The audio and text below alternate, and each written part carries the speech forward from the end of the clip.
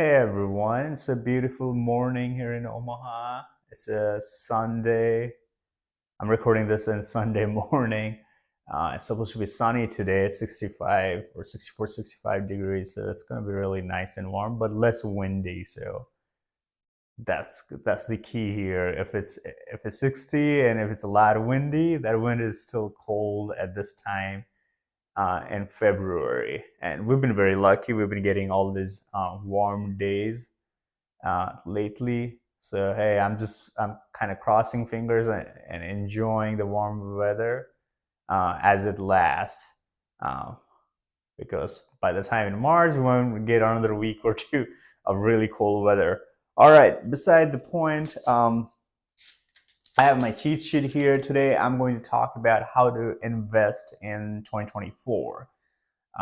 If and this video is for someone who is kind of starting out in a workforce, started making some money and thinking about, hey, where do I put all my money for savings, either for your retirement or you have some kind of goal. Hey, I want to buy this car or I want to buy a house within a 5 year, right? um, if you have a goals like that, that's perfect for you. Or somebody who is like who have been in workforce for 4 or 5 years or even 10 years and nobody has really talked to you about what are different. You might have heard of like IRAs, 401k.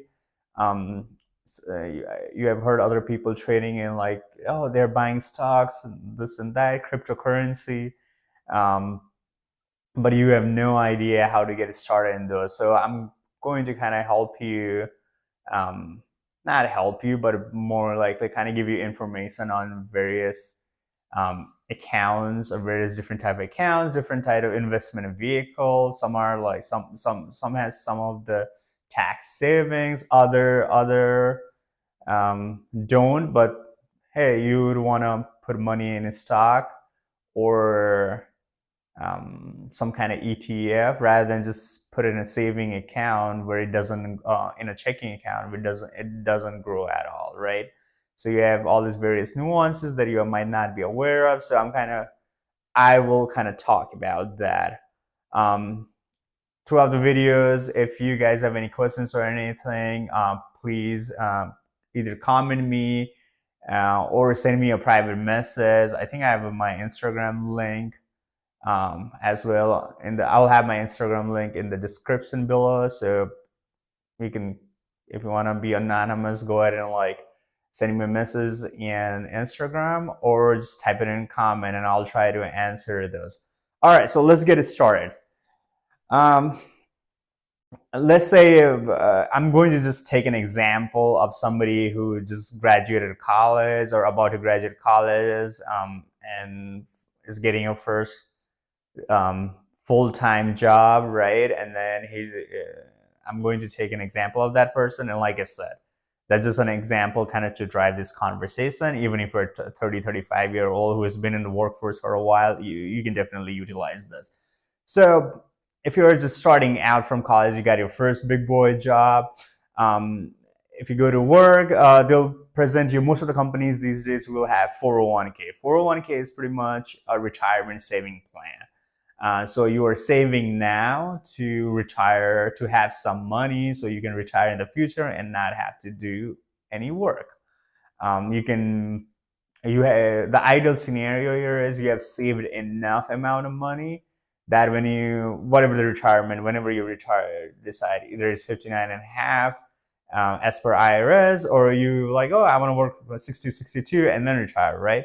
But the idea here is after you retire, once the payroll check, the paycheck that you get every 2 months, every 2 weeks, or every bi-weekly, whatever your paycheck is, stops coming, you can live off, you can pay all your expenses just off the savings you have done throughout the years.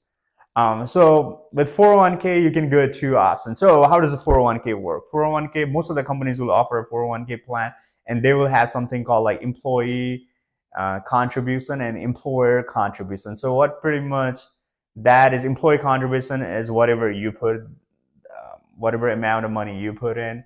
Employer contribution is kind of extra added benefit. Hey, if you put let's say 3% of your salary will match 100%, right? Or it depends on your different company have different 401k matching policy. Uh, most of the company is around 3 to 4%, and they'll put 100%. So let's say, for example, you're starting out with 100,000 salary. Um, hey, if you're starting out with 100,000 salary, that's really good because I didn't really start that high.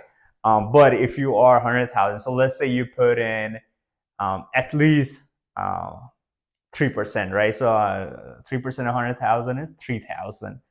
And your company policy is if you put 3% of your salary will match 100%, that means you put 3,000 and they'll match up to 3,000, right? So in total money or total contributed money in a year in that 401k account will be 6,000. Now there is a little bit of caveat. A lot of companies, and you might have heard something called vesting schedule, right? So depending on vesting schedule, your employer money can be your money like day one, or there might be like some sort of um, schedule, like a tier schedule based on like whatever the amount of service or amount of work, or let's say year of service with them that counts to our vesting. So a lot of the companies I worked for in the past used to be like, hey, if day one employer money is yours, you're done, right? So let's say I put in 3,000 in a year, they put in 3,000 from that example. If I could after a year or within now after a year, then I can get to keep that $3,000 from the employer. Of course, your money is always good. Whatever you contribute, that's always your money. Nobody can do anything with that. But the employer money, depending on the vesting schedule, it can be yours, it can be partially be yours, or it cannot be yours. So in my example, if there is day one, you're fully vested, you can take all after you could after a year. They had put in 3,000, that's all 3,000 is yours. Now there could be a vesting. So my current company has a vesting schedule. So the policy is like first year is 0%, second year is 20%, and then I go third 40, fourth 60 or 80, something like that, and then fifth year is 100%. So what that means is I had to stay there 5 years to get all, for me to be able to take all of my employer math.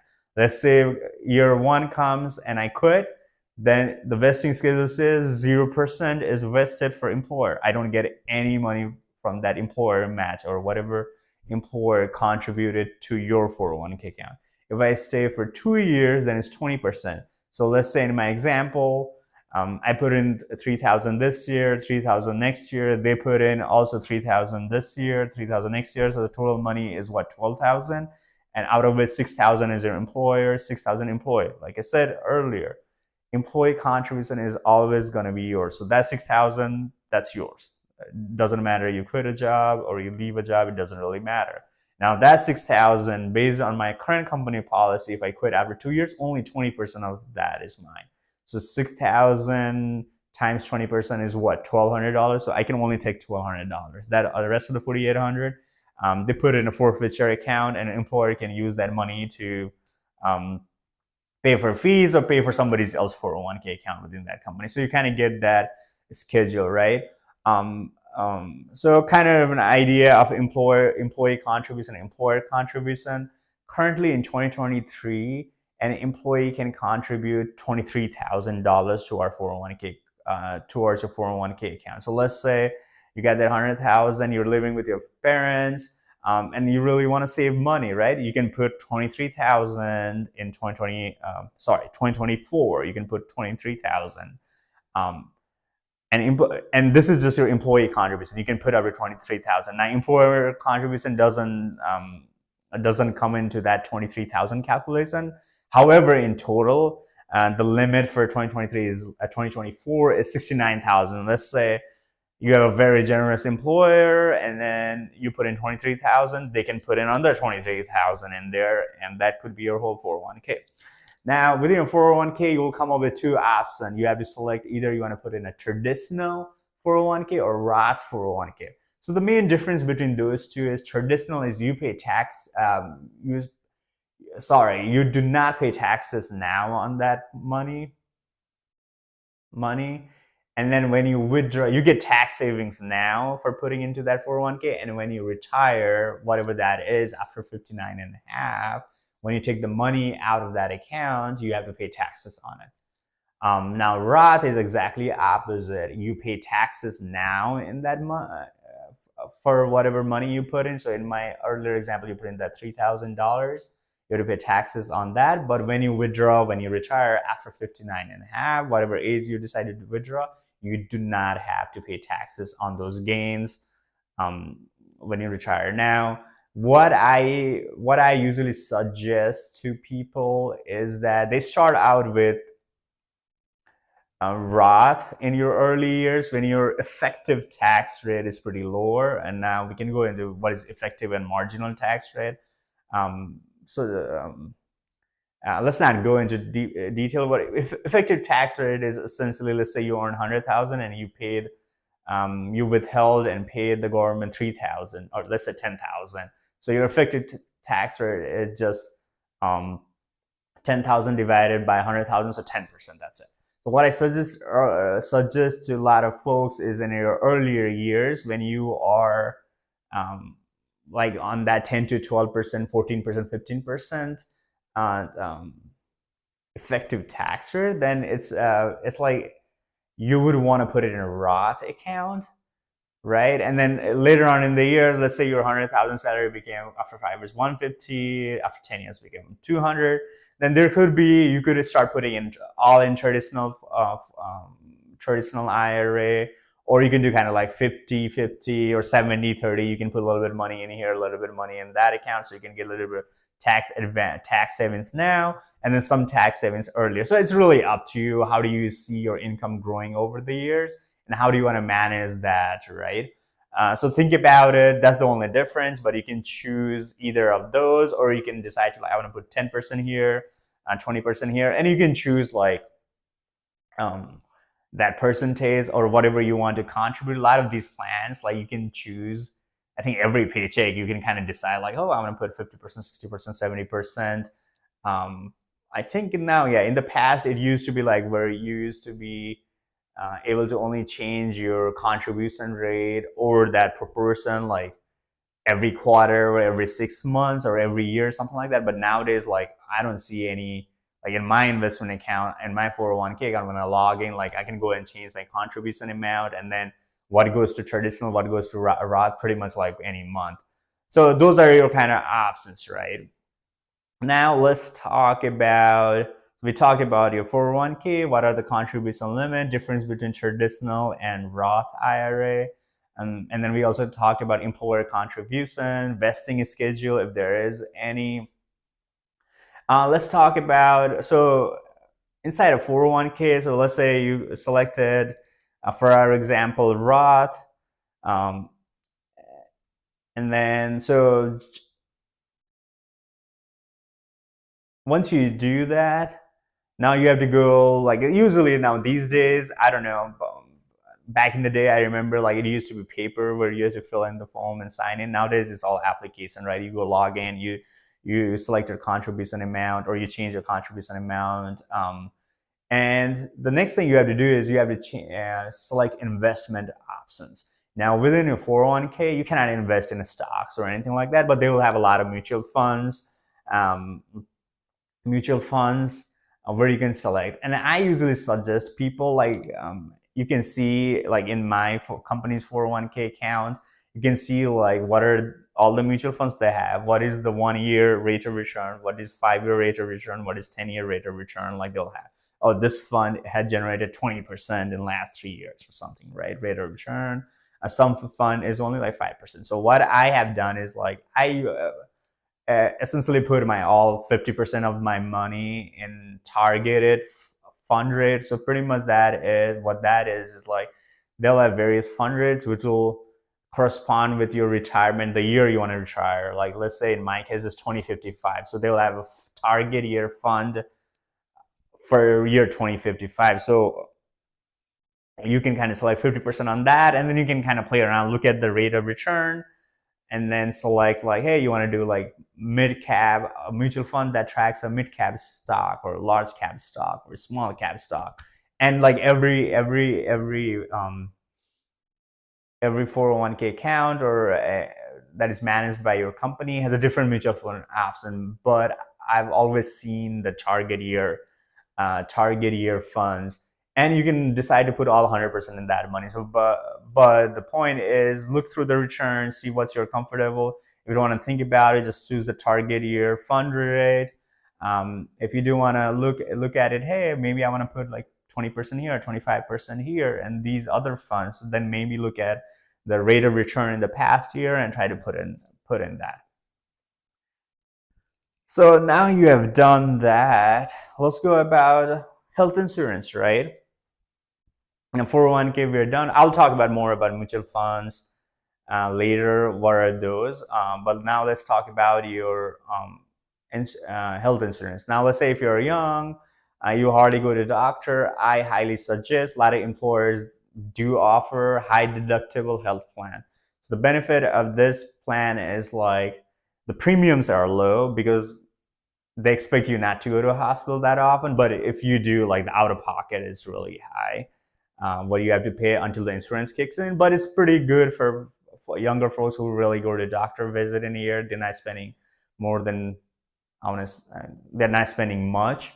But the kicker with that high deductible health plan is you can open up a HSA account, which is a health savings account. So pretty much you can put money in that account for your any health cost throughout the year. So in 2023, let me look at my cheat sheet. So if you have a self health insurance, um, you can put up to $4,150 in a year. Now that money, let's say you put in 4,150 and you put in like roughly, let's say divided by whatever your paychecks are, roughly, let's say 250 or two, I can't do the math right now, but whatever you put in the paycheck throughout the year comes to 41. You decide to put all 4150, right? Same thing in here. A lot of companies will put in, like my company will put in $500. So only I have to put what, 35 for, yeah, 3650 in that account, right? They put 500. And I've seen other companies where they fund fully all 4150. Kudos to them. That's a great benefit. Same thing, same concept here. This 4150, you open up an account, and then I think once you reach like $1,000 in that account, $1,000 is always going to be like in a checking/cash account, right? But the rest of it, you can start investing that money and let it grow. Same thing, same concept here. I don't think so. They will have a target date funds on this, but they will have other mutual funds like small cap, mid cap, various mutual funds. You can choose to invest your dollars in a health saving account. Now, how does health saving account function? Is like, so throughout the year you'll put money in it, and anytime there is a medical expense, you can use that money to pay for your medical expense. And let's say this year you didn't really need to go to a doctor, you didn't really spend any of that 4150, which was in an HSA account. Great. Now there is no, in that case, that just rolls over to next year, and next year you can put another 4150, and that the previous 4150 can keep growing. And let's say in year 3 or 4, now you have like roughly 16,000 17,000 in that account, and you got hit, you're having a kid or something, and there's a huge medical expense, right? You have to pay for that. Guess what, you can use that money. You have 16,000 in account, you can, whatever your medical expense is that for a year, you can use that to pay for it.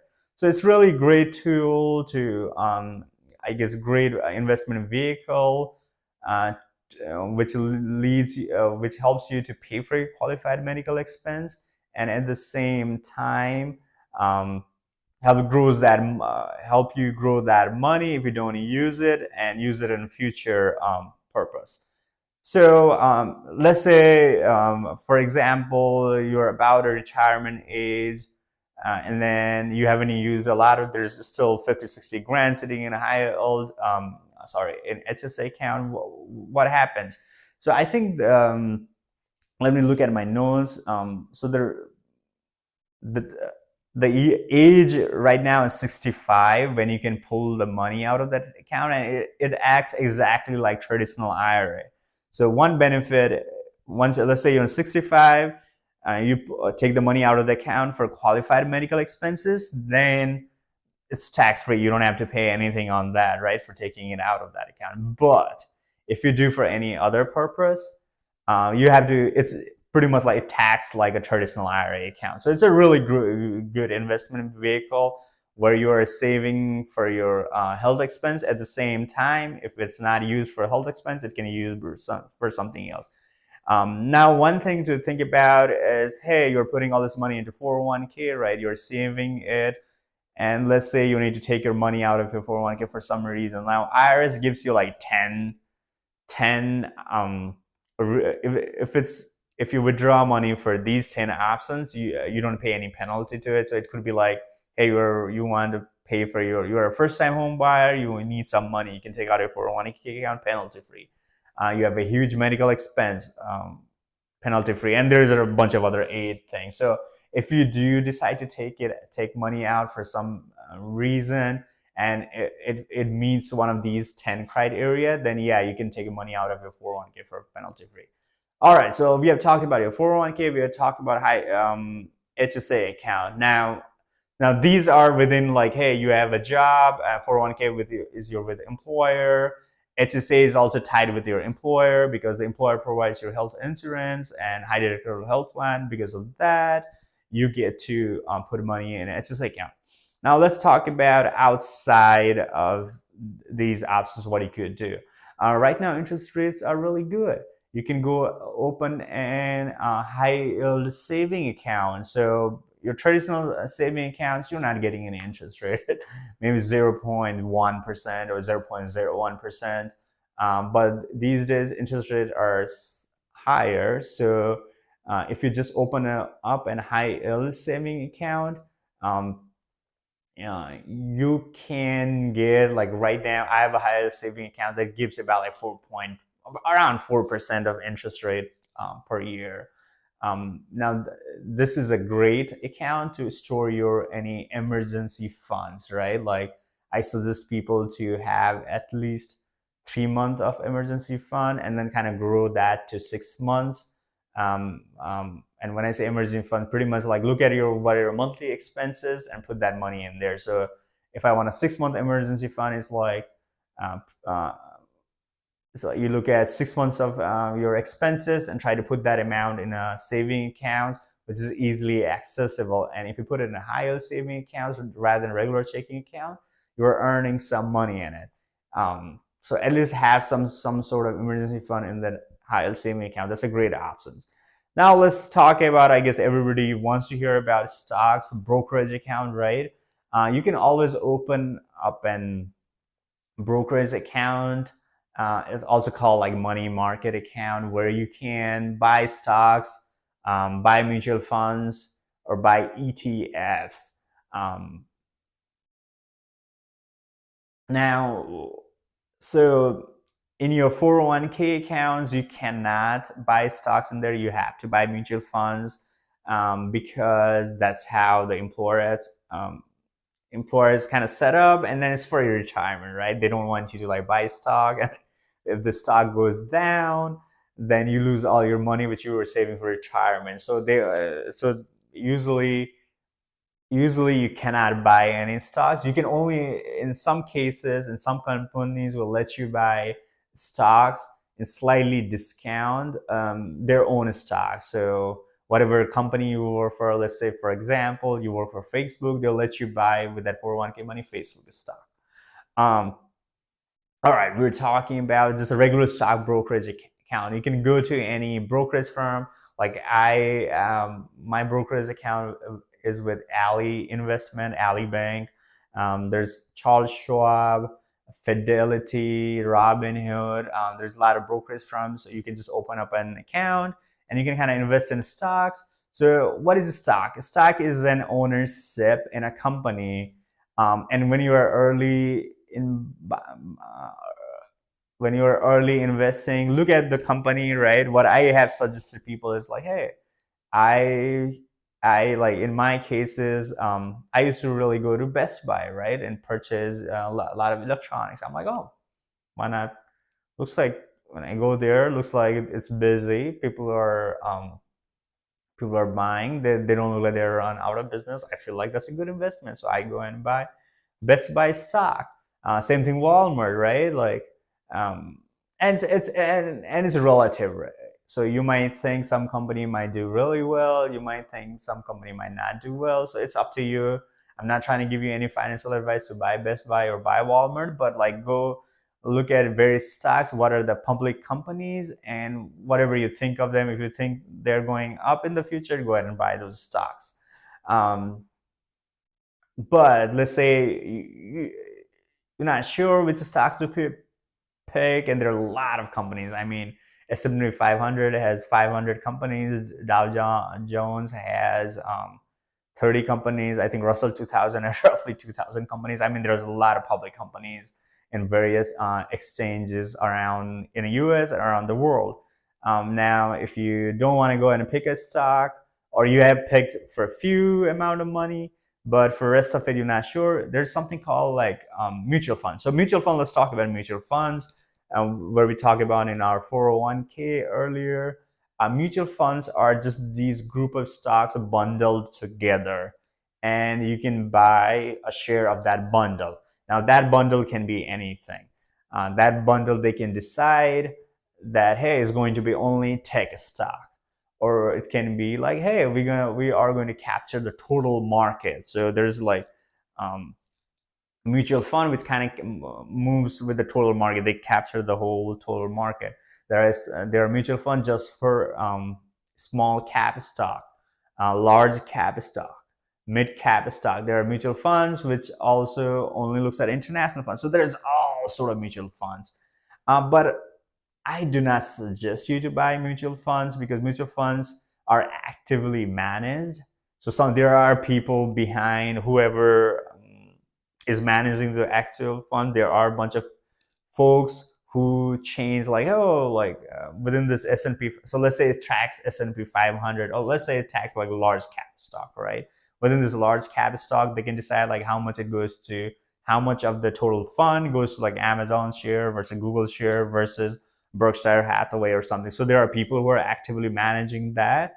That's why there is some sort of called expense ratio. So you have to pay a certain amount of fees every year, right? Another great option, and so you can invest in mutual funds. Just remember there is certain fees that you have to pay if you buy those mutual funds, and sometimes those fees can be really expensive too. So just compare a bunch of mutual funds, right? See which one has a lower fees, and if it meets your criteria, go ahead and buy that. Otherwise, the other great option is ETF.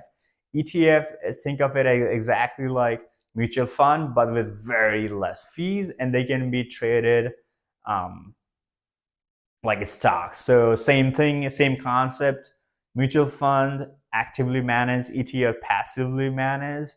Lower fees, higher fees for mutual funds, but they're pretty much exactly same. So ETF, you can buy an ETF which covers which bundle together all S&P 500, or you can buy another ETF which tracks your Nasdaq 100 tech companies. So it's called QQQ, right? So there's a bunch of ETFs also, which will kind of based on what you're looking for, like only tech stock, only real estate stock, all market, all S&P 500, Dow Jones, whatever you like. There's a bunch of ETFs. I highly suggest if you are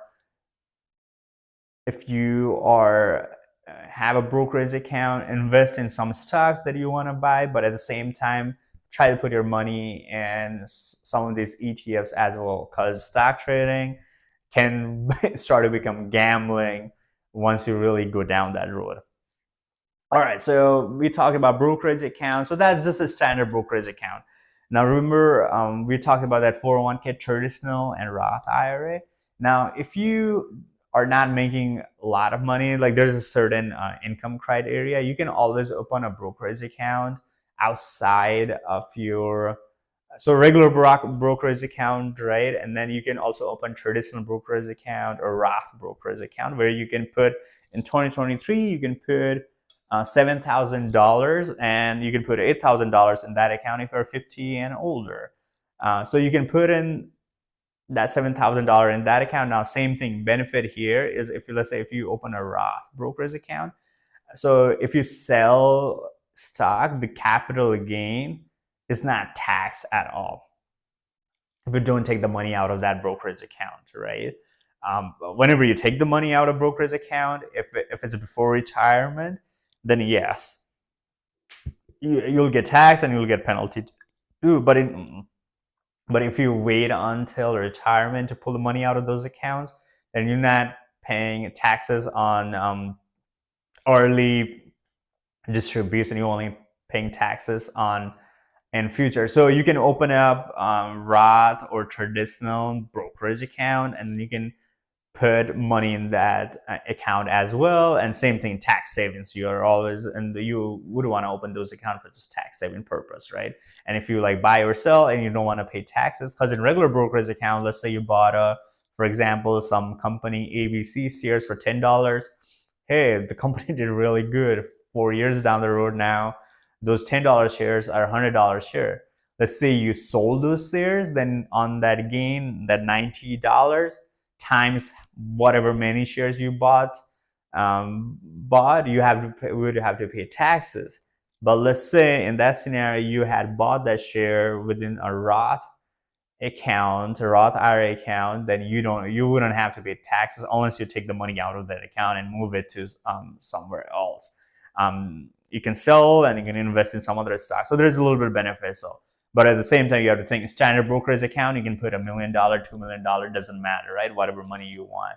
But in your Roth and traditional IRA accounts, you can only put, like for 2024, only $7,000. So the government or IRS is not letting you put all that 1 or 2 million in that account and just invest and sell and make money out of it. So they will only let you put 7,000 per year. One thing to consider, if you have a really high income bracket, the 7,000 can start decreasing, and then it can be a $0. So let's say you make a lot of money, and you can look up IRS. You can just Google IRA contribution limit and then income limit or something, and it will tell you, hey, if your taxable income is certain dollars, then you can put certain money. If it's below certain dollar, you can put all 7,000. If it's between these two amounts, and then it can be prorated, so that 7,000 can be 3,000, 4,000. But if it's certain above amount, you can definitely not put any money in that account at all. So those are kind of all your options. Like I said, if you guys, as I'm going through this, if you guys have any questions, please send me a message or put it down in a comment. Let me look at through my notes. So I talk about your high yield savings account for emergency fund, 401k. I also talk about traditional Roth IRA, employer contribution limit. Then I talked about your health if you have high deductible health plan, there is something called HSA option, high health savings account that you can put certain amount of money toward qualified medical expenses. Then I talk about your standard brokerage account where you can buy stocks, mutual fund, ETFs. I suggest you buy either stocks and or ETFs. Let the mutual funds be just in your 401k account because of the expense ratio, and you can find pretty much any mutual funds that are tracking various market or various kind of stock. You can find exact same ETFs for cheaper fees. Talked about that. Then I also talked about your IRA account outside of your 401k, traditional and Roth IRA, where you can put a certain amount of money and kind of invest in stock brokerage and don't have to pay taxes unless you take it out. So now, and then I kind of talked about ETFs, mutual fund, stocks. Now other investments. I mean, other investment you can do is real estate, right? People either buy houses and then rent it out, or buy townhomes, rent it out. If you're not feeling you want to do that, you don't want to manage those houses, there's a lot of property managed company where you can buy properties and they can manage it for you. Or hey, there are stocks. It's called REIT, a real estate investment trust. that you can buy ownership of kind of those companies which are managing their properties. So you can kind of look into that. Other alternative investments that are getting really popular lately has been crypto. You have heard about Bitcoin is the popular one. It's been around for um, a while, almost a decade or almost 10, 15 years now, I think. Yeah, 2012, 19, something around like that. So Bitcoin is a popular one, Ethereum, but just remember, these are very risky investments, so be careful with crypto. That's all I have to say. I hardly invest in crypto. I kind of missed on that Bitcoin bandwagon, and it's like what, $50,000. And the good thing about this is you can buy only like $100 worth of Bitcoin, right? You don't have to go crazy. But hey, if you are investing in crypto or thinking about crypto, make sure their price fluctuation is so much that you can either make $1 million or lose all of the money that you invested as well. So be really careful on that. And other traditional investment is you can really buy gold, silver. I have friends who buy, or I shouldn't say friends. I know people who buy physical gold and keep it in a bank safe. But at the same time, you don't want to buy gold or silver and physical and worry about storing it or something. Then you can buy shares. There are stocks, um, maybe ETFs. That's what they are called. They are ETFs as well. I'm not sure if it's I think it's called gold iShare, a silver iShare. Now I can't really think of it as an ETF or stock. Anyways, they track gold prices, right? So instead of investing in a physical gold, you can invest in that stock, and it gives you exact same exposure without the storage or without actually having the real physical gold. That's about it. I mean, there's a bunch of other, investment. People invest in like commodities. People invest other places they can put money in, like forex trading. A lot of people do that. So there's a lot of other options, but I think what I covered today is like kind of the investing 101 starter pack, right? If you're early in your career, it's perfect. Um, or nobody has really talked to you about all of these investment options in the past, then what I covered here will get you started. Um, yeah, let me know if you guys have any questions or comments. Feel free to message me or put it in a description, and I'll address those. I didn't really touch the part on like the compounding growth. You guys can look it up. I can kind of give you brief on that. It would be like, hey, if you put let's say $100 in your account today, it earns, let's say, 10% interest rate. That's really high, but let's say for our sake of argument, and my math is to make math easy, 10%, you get 110 this year, right? Let's say you don't put any money in that account. Next year, that $110 is gonna 10% interest is gonna be 111, and so on, right? So there is that compounding effect. If you start early, by the time you retire, it can be substantial amount of time. And if you just look at like, just go Google like compounding calculator and just put in like, hey, let's say if I put $100 weekly, by the time you start like 21 until like 50, you can kind of play around, like, let's say for 30 years, $100 a week. Um, you're putting $100 a week, and then use like 7% interest rate, because of the over the years S&P 500 has moved around like that 7% mark, inflation adjusted, right?